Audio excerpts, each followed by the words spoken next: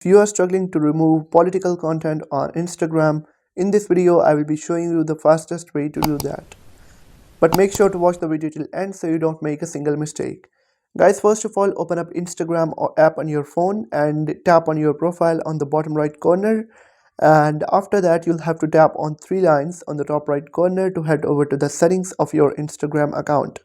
Now, you'll have to scroll down all the way and you'll be able to find an option of content preferences in what you see section.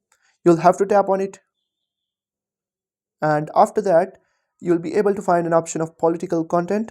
You'll have to tap on political content, and by default it will be selected to standard or see more.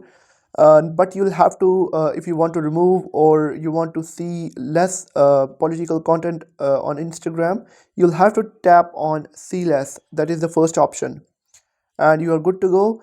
If this helped you out, hit the subscribe button. It really supports the channel, and comment below if you got stuck anywhere. I will definitely help you out.